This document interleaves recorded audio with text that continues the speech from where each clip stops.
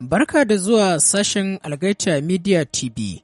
Idan kun kasance sababbin zuwa ne a cikin wannan tashar tamu, to ku danna mana subscribe sannan ku taɓa ƙararrawar sanarwa. Idan kuma ka kasance ko kin kasance kina cikin wannan tasha, to ku danna mana like sannan ku sharing ku yi mana comment domin ci gaba da samun shirye-shiryenmu a kan lokaci. Ku kasance da tashoshinmu guda biyu, Algaita Media TV da kuma farin ciki Hausa Novel. Mun gode da goyon baya.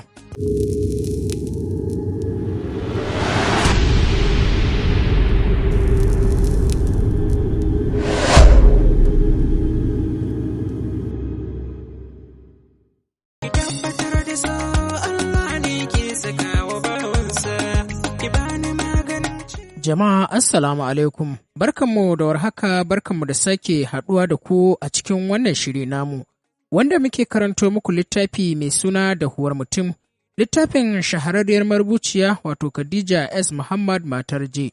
Idan ba ku manta ba, na tsaya ne inda nake ba ku labarin. Wannan yaron ma ba lalle ya kwanta kabarinsa lafiya ba, a haka kamar mai hankali, ashe munafiki ne. Kalli ka ga yadda duk suka bi suka ɓata min ɗaki. Kai ka rantse nan ɗin gidan uban shi ne, kai tsaye yake yin komai, Binta kuma da kwashe-kwashe da kare da biri duk nata ne, Allah da ya kyauta. Ko da wasa, Bilkisu ba ta faɗa wa mama Beta Life Park za su je ba, kamar yadda suka tsara da Sip haka ta faɗa wa mama.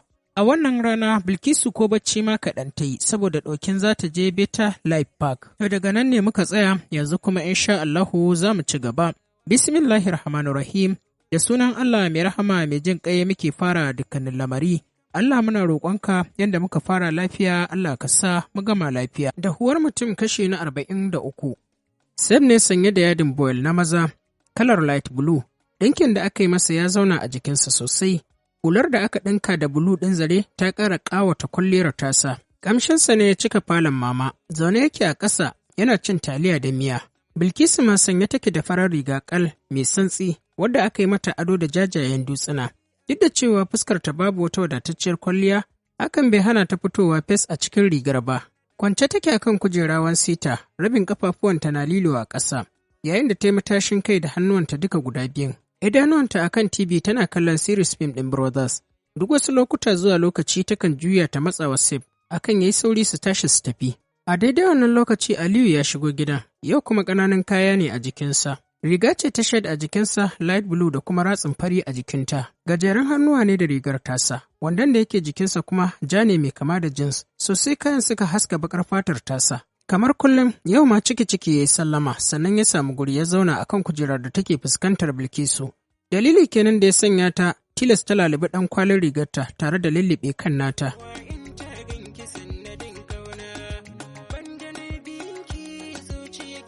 Barka da yamma yaya Ali. Bai amsa ta ba, shiru ya ratsa wurin kafin daga bisani ya ce, Mama fa, tana bacci, Bilkisu ta bashi amsa. Aminatu fa, tana ɗakin Hajiya. Jim ya ɗanyi kafin daga bisani ya ce mata kawo min abinci. Abinci kuma? Bilkisu ta yi tambayar cike da mamaki shimfiɗa a kan fuskarta. Irin kallon da Aliyu yake yi mata ne ya sanya ta miƙewa ta nufi kicin ɗin. Ba tare da ta wani ɓata lokaci ba, zuwa jimawa sai ga ta hannunta riƙe da tire da dukkanin abin da ta san Aliyun zai buƙata, ta zo ta ajiye masa. A daidai lokacin kuwa, Sab ya miƙe tsaye yana goge hannunsa da tishu, wanda ya daidai da shigowar tata. Shigarta ne ya sanya Sab ɗin ya ce mata, idan kin gama ina jiran ki a waje. Bai jira amsar ta ba ya fice daga cikin ɗakin. Tsayuwa ta tana kallon Aliyu wanda yake cin abincinsa a natse. Ganin cewa kamar Aliyu hankalin nasa ba a kanta yake ba, ya sanya ta dukawa tare da kwasar fararen takalmanta masu tudu. Haɗe da jakarta ta nufi ƙofa. Gab da za ta fita Aliyu ya kira ta, zo nan. Tsayawa ta yi na wasu ‘yan daƙiƙa kaɗan kafin ta juya ta kalli inda yake. Abincinsa yake ci, wani lokacin kuma ya ɗaga kansa ya kalli TV. Kamar daƙiƙa ɗaya, Bilkisu tana tsaye, kana daga bisani ta taka a hankali ta ƙaraso inda yake cin abinci, ta tsaya daga nesa. Shiru Aliyun ya yi mata kamar ba zai tanka mata ba, kafin daga bisani ta je ya ce mata ina za ki je. Hannu ta kai gami da sosa ƙiyarta ba don tana yi mata ƙaiƙayi ba. Mama ce ta aike mu, ta yi saurin faɗa masa tare da ɗauke fuskarta daga kallon da yake mata. Jeki ya faɗa bayan kusan minti 2 da yin maganarta. A waje ta samu Sef zaune a kan farin lifan ɗinsa kunnensa manne da earpiece.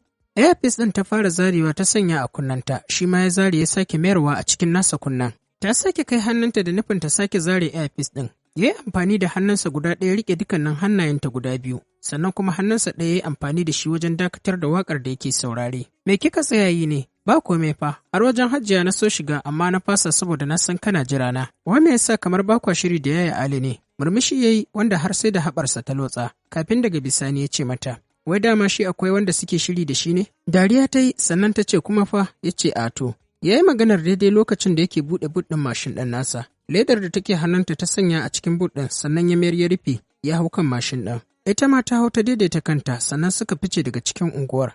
A hankali yake tuƙin suna tafa suna taɓa fira har zuwa lokacin da suka isa zuwa park ɗin. Tun daga gate take ƙarewa gurin kallo gami da motoci masu tsada da ta ga an ajiye a gurin.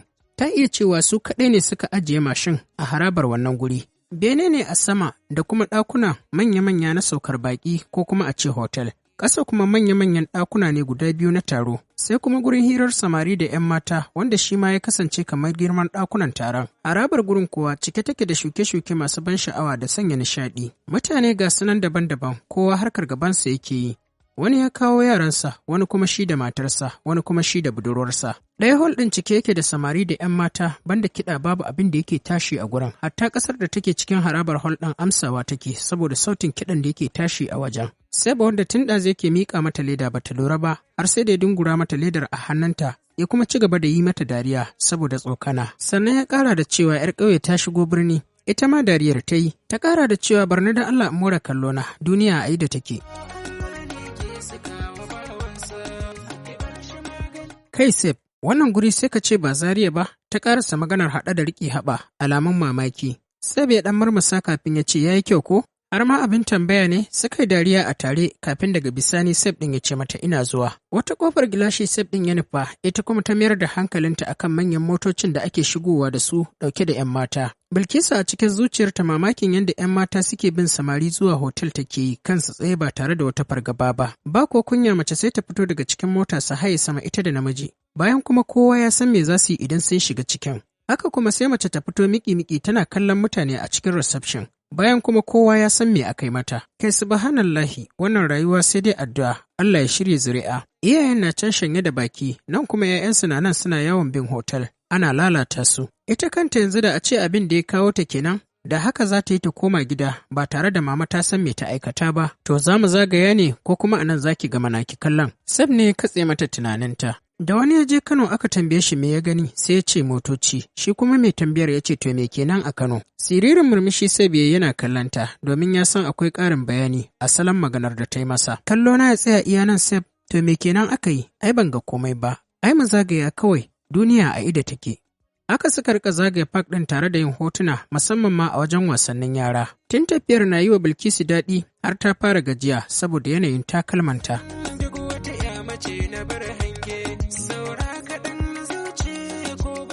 Don haka Bilkisu ta buƙaci a samu guri a zauna a huta. Saman grass carpet ɗin da ke shimfiɗa a wurin a nan suka zauna domin su huta. Sai bai buɗe ledar da suka taho da ita tare da ɗauko dambun naman da Bilkisu ta sako a ciki. Ya buɗe robar dambun naman sannan ya ɗebi dambun naman ya zuba a bakinsa. A hankali suke cin dambun naman tare da yin firarsu jefi-jefi. Bilkisu ta fi mayar da hankalinta akan mutanen da ke sabgoginsu a harabar park ɗin. Seb kuwa hankalinsa yana kan wayarsa ne. Dalilin da ya sa kenan ta fisge wayar daga hannunsa tare da faɗin, wai me kake kallo a cikin wayar nan ne? Nothing, kawai ina chat ne. Ka yi budurwa ne? Dariya ya yi sosai sannan ya ƙara da cewa, budurwa fa yayata. Mana, ni fa Seb har yanzu ban taɓa je ka ce ga budurwarka ba. Wai shin har yanzu baka ga wadda kake so ba ne? Idanunsa ya murza haɗe da yin murmushi sannan ya ce, ina ni ina soyayya yayata. Ke ma aikin san ban isa ba.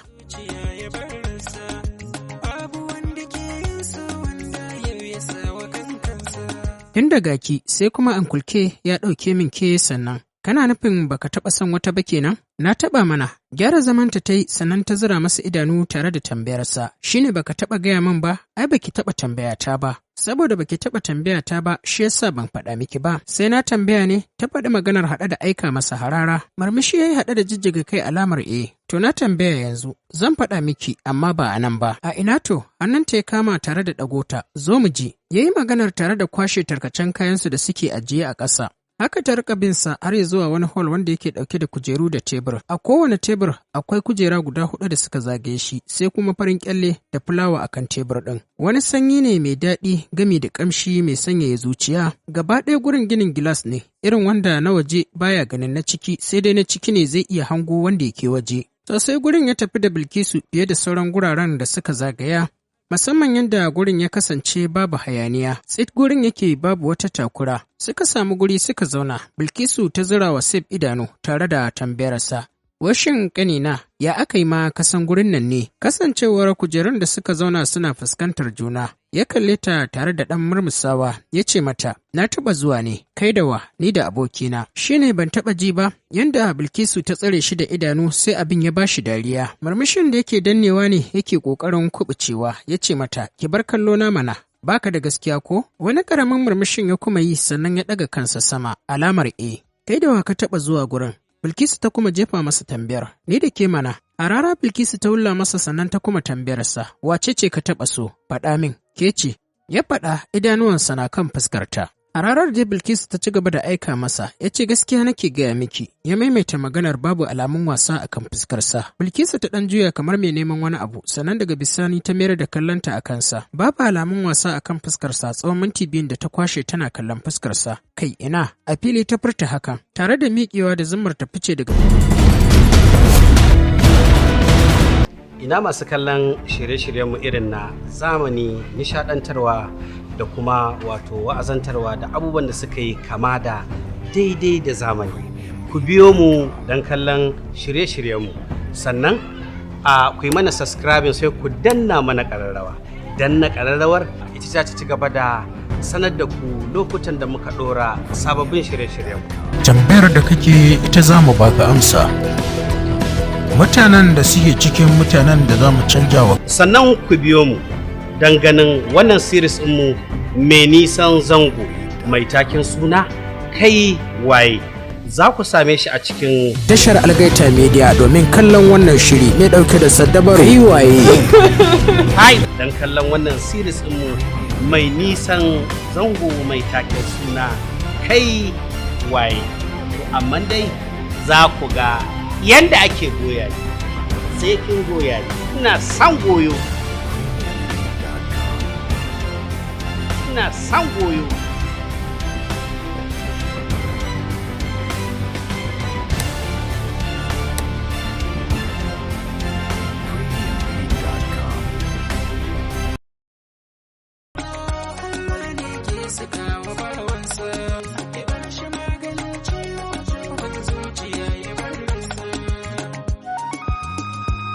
To jama'a, duka kuma a nan za mu dakata sai kuma idan Allah ya kai mu mun zagayo inda za ku ji mu ɗauke da ci gaban wannan labari.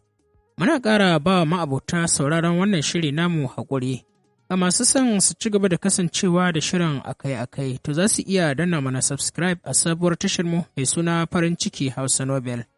Ku ci gaba da kasancewa da wannan tasha tamu ta Algaita Media TV. Muna miƙa godiya da goyon bayan da kuke bamu.